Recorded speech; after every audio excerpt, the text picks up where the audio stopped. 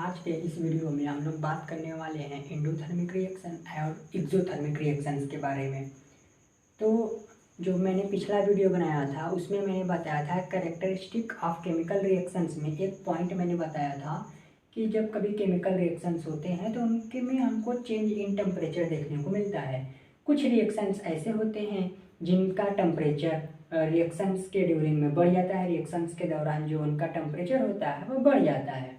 और कुछ रिएक्शंस ऐसे होते हैं जिनमें उनका टेम्परेचर जो होता है वो कम हो जाता है। तो उसी में बात करते हैं कि एंडोथर्मिक और एक्सोथर्मिक रिएक्शंस क्या होते हैं या टेम्परेचर पे बेस होते हैं। तो सबसे पहले हम लोग बात करेंगे एंडोथर्मिक रिएक्शन के बारे में। एंडोथर्मिक रिएक्शंस को कहते हैं उष्मावशोषी अभिक्रियाएं।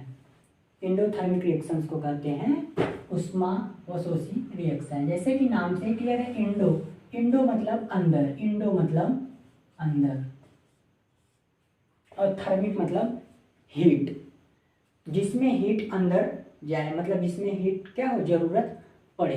तो ऐसा कोई भी रिएक्शंस जिसको प्रोसीड करने के लिए या जिसको चलाने के लिए हमको क्या पड़े, उष्मा की आवश्यकता होती है, हीट की आवश्यकता होती है, उसको कहते हैं एंडोथर्मिक रिएक्शंस। जैसे यह एग्जांपल दिया गया है कि जब कभी कार्बन होता है, कार्बन को हम लोग H2O से रिएक्ट कराते हैं वाटर से, तो यह CO और H2O बनाता है, लेकिन यह हीट रहेगा तभी यह रिएक्शन प्रोसीड होगा, और विदाउट हीट के यह जो होगा यह रिएक्शन प्रोसीड नहीं करेगा, यह रिएक्शन नहीं होगा। तो ऐसा कोई भी रिएक्शन जिसमें हीट इन्वॉल्व होता है, मतलब उसको हमको चलाने के लिए हीट चाहिए, तो उसको हम लोग बोलेंगे एंडोथर्मिक रिएक्शंस। और दूसरा इसका एग्जाम्पल्स है, जैसे कैल्शियम कार्बोनेट को जब हम लोग हीट करते हैं तभी यह CaO और CO2 में टूटता है। जब यह हीट नहीं रहेगा तब ये रिएक्शंस नहीं होंगे।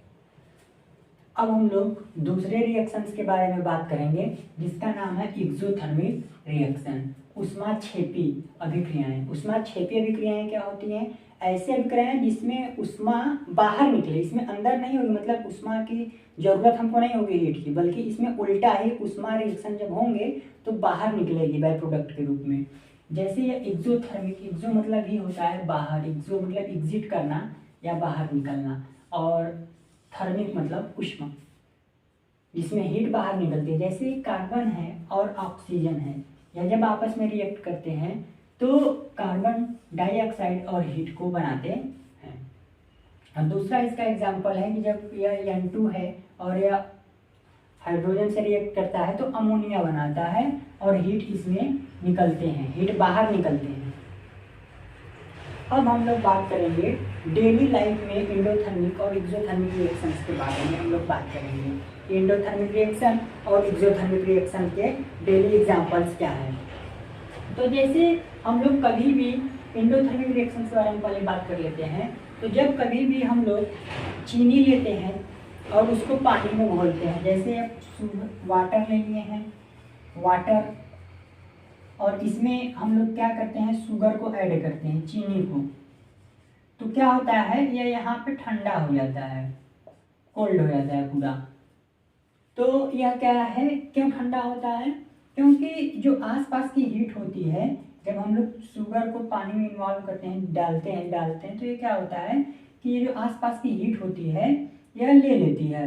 यह एंडोथर्मिक रिएक्शन के एग्जाम्पल है, ले लेती है, जिससे हमको ठंडा लगने लगता है आसपास। इसी प्रकार जो ग्लूकोज होती है, जब हम लोग पानी में ग्लूकोन डी वगैरह को जो घोलते हैं तो ठंडा हो जाता है। क्यों? क्योंकि वह भी एंडोथर्मिक रिएक्शन है, उसमें भी हीट की आवश्यकता होती है, और वह आसपास का हीट लेता है, तो इसीलिए हमको उसका टेम्परेचर कम लगता है, क्योंकि आसपास का टेम्परेचर को ले लेता है। और इसका जस्ट उल्टा एग्जाम्पल है एक्सोथर्मिक का। इन सब एग्जाम्पल्स के बाद हम लोग के जो डेली लाइफ में एग्जाम्पल है, जैसे हम लोग जब सांस लेते हैं, रेस्पिरेशन प्रोसेस, तो उसमें जब ग्लूकोज वगैरह बॉडी में टूटते हैं तो भी वो एक्सोथर्मिक रिएक्शंस का एग्जांपल होता है। जैसे हम लोग सांस ले लेते हैं, उसके बाद जब सांस छोड़ते हैं और यहाँ पे नाक के पास ऐसे हाथ लगाते हैं तो हल्का गर्म लगता है, हीट हमको फील होता है। क्यों? क्योंकि जो बाहर से कार्बन डाइऑक्साइड निकलती है तो उसके साथ साथ कुछ हीट भी निकलते हैं। अंदर हम लोग ऑक्सीजन लेते हैं और ग्लूकोज टूटता है और हमको एनर्जी मिलता है, और उसके साथ साथ हमको थोड़ा बहुत हीट मिलती है। जैसे यहाँ पे हम लोग उंगली रखते हैं तो हमको थोड़ा गर्म लगती है। और इसका और एग्जांपल्स की हम लोग बात करते हैं एक्सोथर्मिक। तो जब कभी भी हमारे घर में रंगाई पुताई होती है तो हम लोग जो चूना पत्थर होता है, जो ऐसे पहाड़ बड़े बड़े टाइप का चूना पत्थर होता है, उसको हम लोग लाते हैं और किसी बाल्टी कंटेनर में उसको पहले एक दिन पहले ऐसे डाल के भिगोते हैं। तब इसको भिगोने के कुछ टाइम बाद ही यहाँ से large amount of heat generate होती है, ज़्यादा से ज़्यादा उष्मा निकलती है और ये पूरा गर्म हो जाता है। यह भी एक्सोथर्मिक रिएक्शंस के उदाहरण हैं। तो जलना होता है और भी एक्सोथर्मिक रिएक्शंस होता है, क्योंकि स्टार्टिंग में हम लोग थोड़ा सा हीट उसको दे देते हैं, बाद में वो जलने के बाद लार्ज अमाउंट में हीट हमको देता है, बहुत ज़्यादा अमाउंट में हमको हीट देता है। तो अभी एक्सोथर्मिक रिएक्शंस के उदाहरण हैं। तो यहाँ से हम लोग को क्लियर हो गया कि ऐसे कोई भी रिएक्शंस जिसमें हीट की ज़रूरत पड़ती है उसको चलाने के लिए, उसको एंडोथर्मिक कहते हैं या उष्माशोषी।